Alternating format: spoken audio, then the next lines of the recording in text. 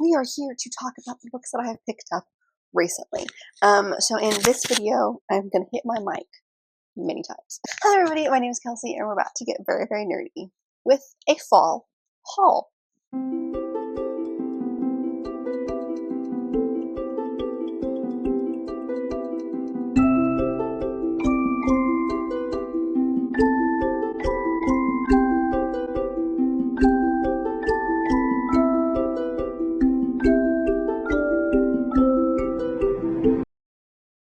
Much too happy about that rhyme.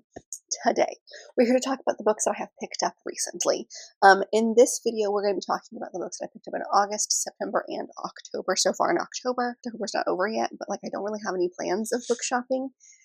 I think I have one pre-order that may come in, but otherwise, this is it for the hot second. So we do have like a couple of stacks to go through because I've collected these over a couple of months.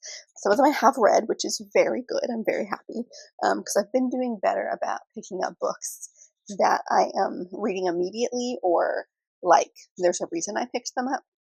So that's really it. I feel like I don't need to introduce this. We're hauling some books. Let's dive in. It is absolutely freezing in here. So if I'm like covering everything, it's because I'm so cold. I have a huge blanket down here as well.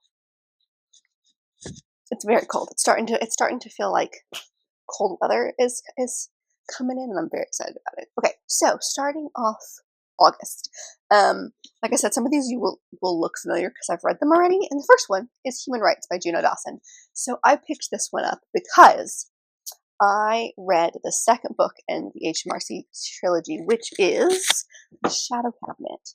I think it was for my 5-star prediction vlog that I did a few months ago. And I loved it so much. I was like, I must pick up the final book and read it like right away. So I did.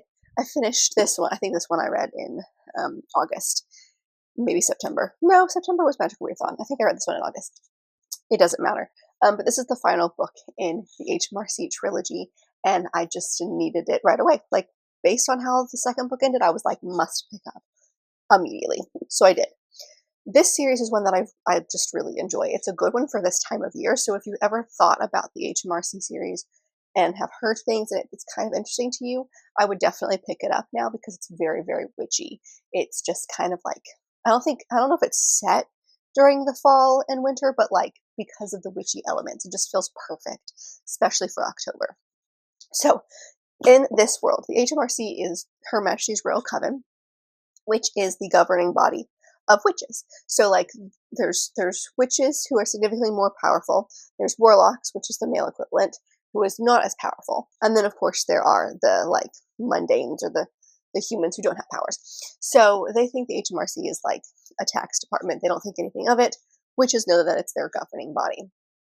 And the book starts with 4 friends who kind of grew up together, and one of them is the I can't remember, High Priestess, I think is her title, but like she's in charge of the HMRC.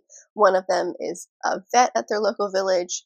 One of them is married, has kids, and doesn't want anything to do with her magic. And one of them has started a separate coven, if you will, where there's a lot of diversity because she feels like there isn't as much in the HMRC. So the entire book really starts with this premonition from some oracles saying that like there's going to be a kid that's going to bring about the end of the world. And the High Priestess sees this and thinks that she has identified who this kid is and tries to get her friend who is the vet to help teach this kid.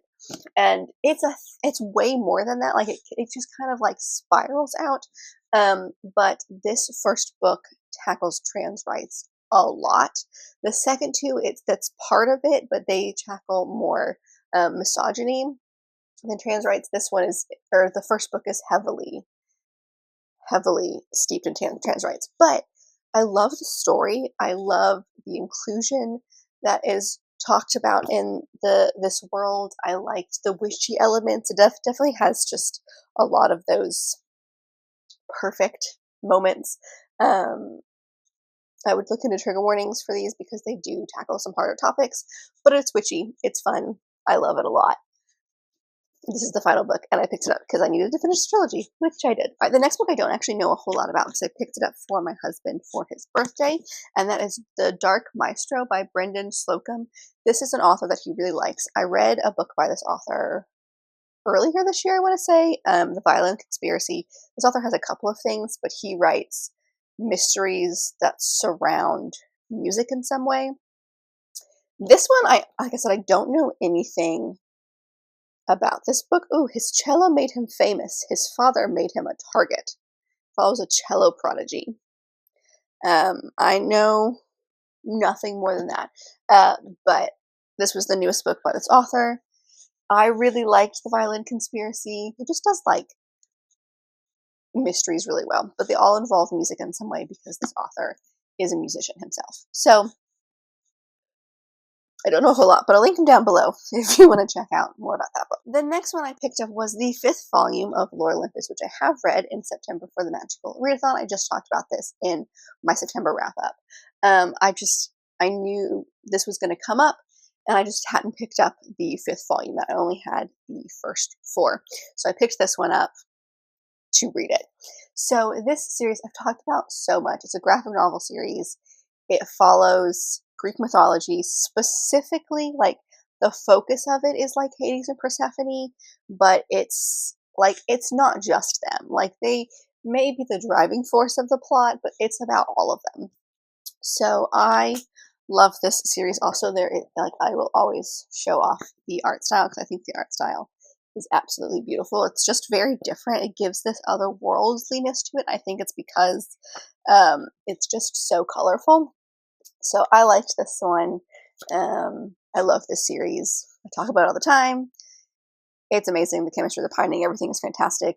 Again, if you would like to read this, but you don't want to spend money, if you have the app Webtoons, which is a free app, you can stay up to date and read this series for free. I like having the physical copies of it, but it's just so good for people who want, like, it's heavy and like the volumes are thick, but you can get through them very quickly because it's a graphic novel series. In the same vein, I also picked up this poetry collection, which is New Names for Lost Things by Noor Unar, which I also read in September for the Magical Readathon. This one, I always read the back of it because I feel like it says it better. It's a collage-style visual art book with poetry, and it is a highly personal reflection on loss, inheritance, and what is left behind on the non-linear path to becoming who you are meant to be. So, I'm not a huge poetry person anymore, but I did like this author's, or I guess this poet's previous collection, which I read like 5 or 6 years ago. And this is just the newest one. Wasn't my favorite, but I still enjoyed parts of it. So I picked it up because it was for the Magical Readathon. Also, I've been keeping my eyes open for literal years for this author to come out with something new. And this is the first time that I've seen anything else. And this one came out in... It's not gonna tell me. Oh, it's in the back. It came out in 2021, so it's actually been out longer than I thought. Either way, I picked this one up as well. And then the final book that I picked up in September, I picked up early because I thought I was going to read it for the Magical Readathon, and then I didn't read it for the Magical Readathon, but it is for a book club that I'm reading. It's for one of my book clubs for the month of November, so I'm going to read it soon. And that is Atmosphere by Taylor Jenkins Reid. I have loved the couple of things that I've read by this author. I own The 7 Husbands of Evelyn Hugo. I have read Daisy Jones and the Six, and that's it. I've heard good things about the other books that she has written. I just haven't gotten around to them yet. And based on certain people that I follow, what this book's about, and their reactions to it, I just have a feeling that this is going to be one that I want to own. So I went ahead and picked it up. So I plan to read this in the month of November sometime. So you will hopefully see my thoughts on this very soon if you're curious. But this is just about women in NASA, specifically women in STEM. It is an epic new novel set against the backdrop of the 1980s Space Shuttle program about the extraordinary lengths we go to live and love beyond our limits. I'm going to be honest, I don't know much more than this besides it being about women in NASA. But again, it's this author. I love her stuff. It's for a book club, so I'm going to need to read it anyway. I just have a feeling that this one's going to be impactful. So I went ahead and picked it up for that. Again, I thought I was going to be able to squeeze it in my Magical Readathon, and I didn't, which is totally fine. So I'll just read this in November, when I'm set to read it for my book club. I'm very excited. I haven't read a new Taylor Jenkins Reid book in quite a few years. I just haven't been up to date with them. And like some of them, like for example, I know she wrote one about tennis that I'm like, don't really care about, because I'm not like a big sports person, but maybe that one's good. I don't know. This one just sounds like it would be amazing. So I picked it up. All right, in September, I didn't actually pick up that many things. The first couple of things I picked up were the next 2 volumes of Saga that I don't own, which is 11 and 12. I talked about this series in, I did a video not that long ago about a series that I need to restart in order to continue, and this was one of them. I own, obviously, the 10 before this, but I've only read 9 of those. So I have plans, hopefully sometime at the beginning of next year, where I will just take 1 month, I mean not the whole month, but take some time and just binge this entire series just to remind myself what happened so that I can continue. And these are the 2 volumes that are out that I didn't own yet. So I said, you know what? I've really enjoyed this series. I feel like it's worth it to go ahead and purchase these. So that's what I did, and hopefully I can finish this series as far as being as up to date as I can. If more come out between now and when I eventually do that video, then I'll get those as well. But as of right now, I believe I own everything that is currently out. So this series is a sci-fi, the way that I think about it is like sci-fi Romeo and Juliet.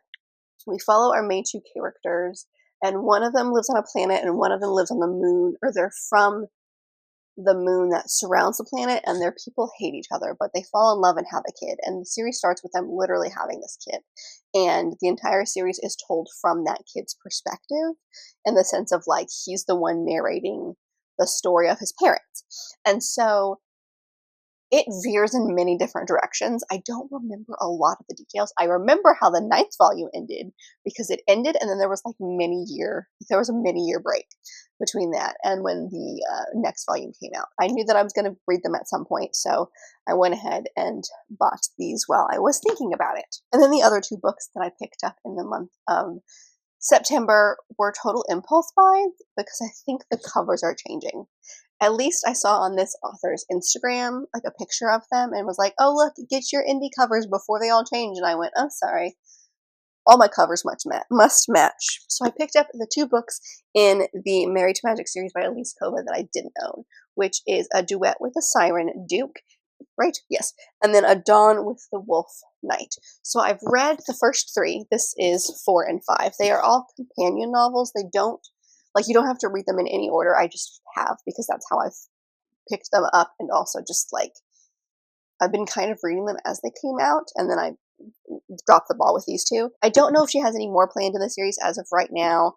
The Wolf is the most recent one, and it came out last year. So I don't know if she has any more planned. If she does, I don't, like, obviously that'll not work with the covers, and I don't know if there's any proof to this, or I just misread a situation. Either way, I picked up the 2 I don't own, and now I'm up to date with what I own of this series. So this series is basically, it's all set in the same world, but it follows different magical creatures. The first one was elves, the second one was fae, the third one was vampires, the fourth one is obviously sirens, and the fifth one is about wolves. They all usually are based in some sort of mythology or fairy tale. So obviously the Siren Queen has got to be Little Mermaid, yes. So it says that this one is a standalone novel inspired by The Little Mermaid and the tale of Orpheus and Eurydice. They're all happily ever after standalones. I don't know if I mentioned that. And then the Wolf King is not going to tell me, actually. I assume it's based on maybe like Little Red Riding Hood, but I'm sure it's based on something. So I have really enjoyed these. They're not like the most amazing books of all time, but when I get into them, I like really dive into them. These are also new adult books, so there is some spicy scenes, but they are very, very vague and not described. So if you like spice, if you don't like spice, but you like romance of like older characters, these are definitely for you. So, do I know what either of these are about plot-wise? No. Do I need to know? Also no, because I just really like her stuff, and I've enjoyed the rest of the series. So this one's quite thick, I will say. This one's not so bad, but that one got thick. Anyway, I now have them, so whenever I do end up getting around to them, I'm set. Okay, and then in October, there was a couple of pre-orders that came through. I also just found a lot of deals. The first one, actually, a lot of these are impulse buys. I have no explanation. When the Moon Hatched by Sarah A. Parker. I've seen this everywhere. I've thought about it. I've gone back and forth on it, and then I found it online for like $7, and I said, okay, that's pretty good. So I went and I got it. This is the first in a series. Do you see how large this book is? And the fact that it's only, like, it's just about 700, just under 700 pages. I feel like this should be a 1,000-page book, like, just based on the size. I know that I've heard some interesting things about this book in the sense of, like, the world is complex, so I'm glad I know that going in, so that when I do start this book, I can focus on it and kind of like make sure I give it my full attention, because it is a fantasy. It's a higher fantasy. It has to do with dragons. I actually don't know. I'm just going to read the back to you because it's not very long, and I think that's going to be better at describing what it's about than anything that I say. So it says, as an assassin for the rebellion group, I'm not going to be able to pronounce that, Rave's job is to complete orders and never get caught. When a rival bounty hunter turns her world upside down, blood spills, hearts break, and Rave finds herself imprisoned by the Guild of Nobles, a group of powerful fae, who turn her into a political statement. Crushed by the loss of his great love, Con Fager took the head of a king and donned his melted crown. Now on a tireless quest to quell the never-ebbing ache in his chest, a clue lures him into a capital's high-security prison where he stumbles upon the imprisoned Rave. Echoes of the past race between them. There's more to their story than meets the eye, but some truths are too poisonous to swallow. So high fantasy. I'm not sure if this would be considered a romantasy per se. It's the first in the Moonfall series. This book is just absolutely gorgeous because, like, it's got like a glossary as well as that glossary is like 10 pages. All right, that's, oh god, it just keeps going. A pronunciation guide. Much appreciated. I will definitely be doing this on audio. And like all these beautiful things, obviously dragons are a part of it. Like, look at the beginning of these chapters. They're absolutely stunning. Come on now. Everything about this Scribd is amazing. So I've just kind of had my eye on it. And I decided to finally get it because it was cheaper. And I've heard, I don't know, it just sounds good. Okay, so when am I going to get around to this? Who knows? The next one, I almost got this entire trilogy, but I told myself not to because that's insane.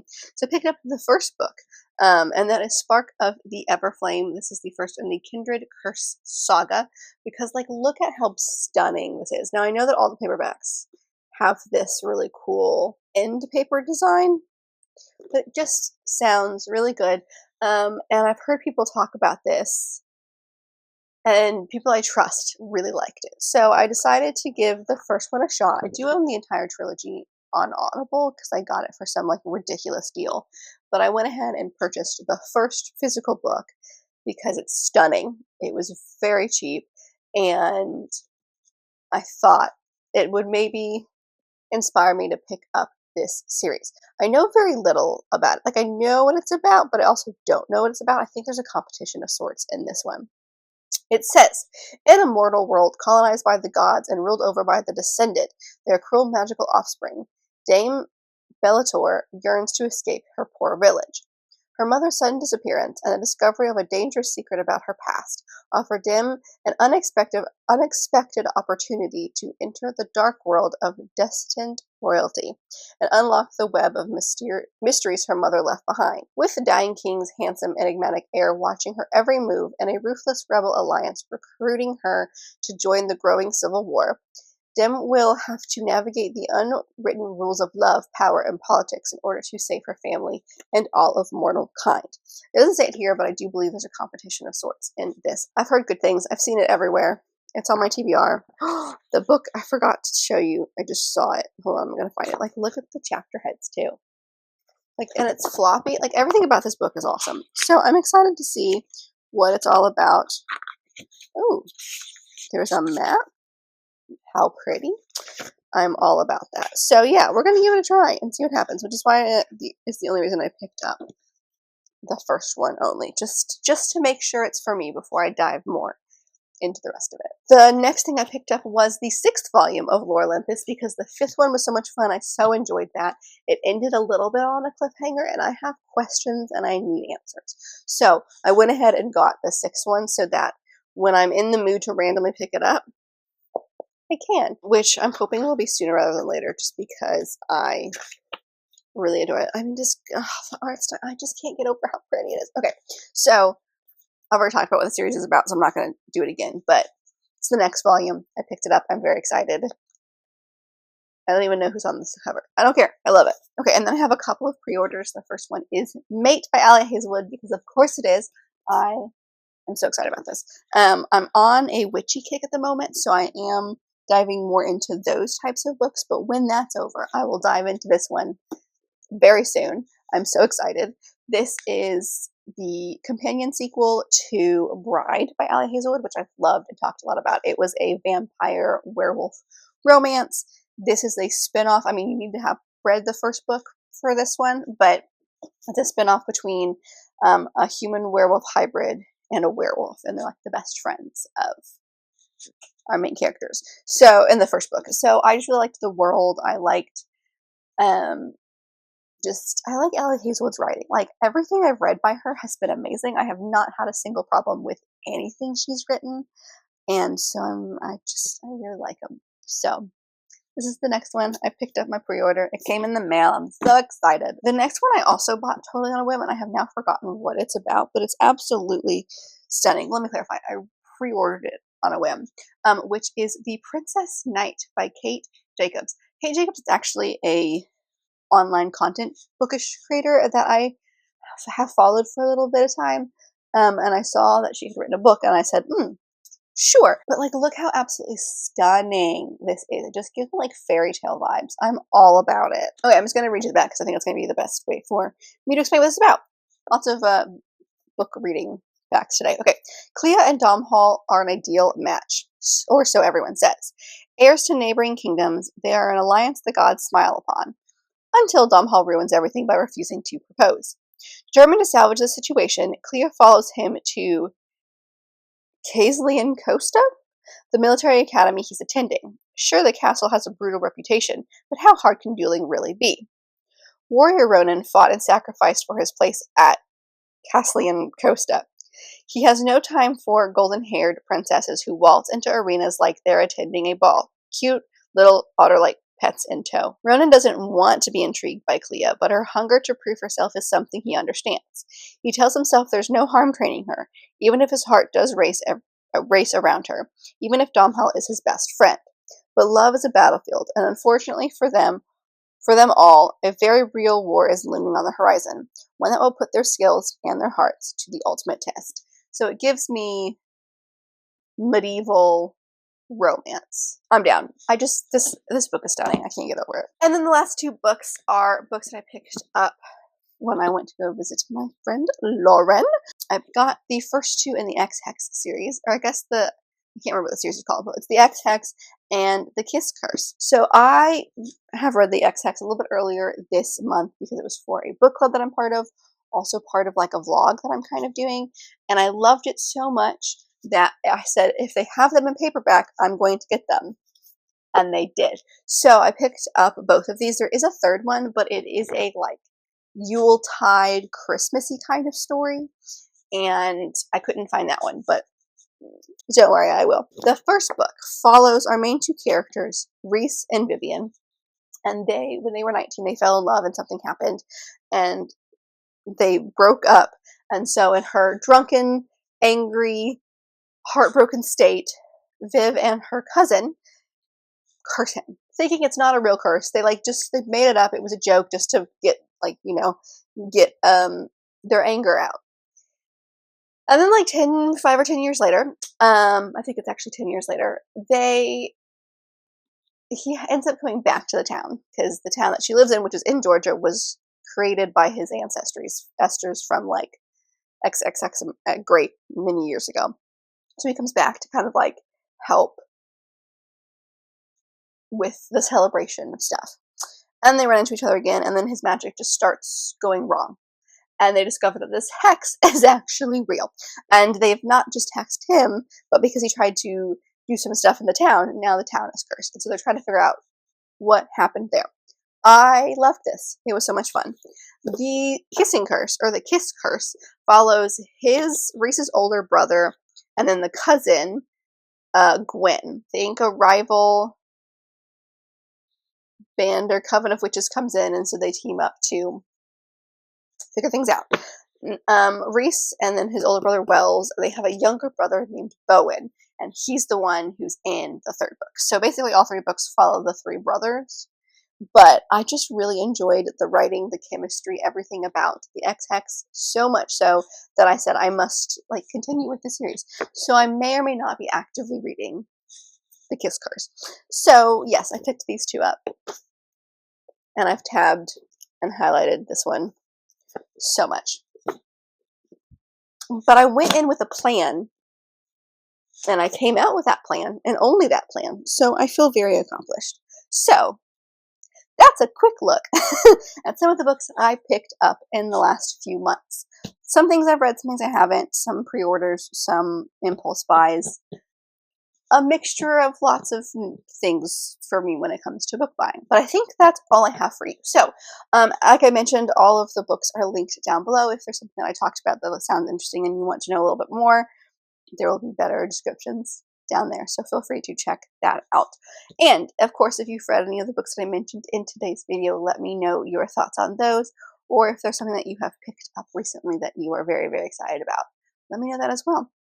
And if you want to comment something but you're not sure what to comment a moon or a phase of the moon, since both of these have moons on the cover. And that's what I can see. So, moons. But that is all I have for you guys today, so I hope you enjoyed. And if you did, don't forget to give it a big thumbs up and subscribe down below if you want to be part of this awesome growing family.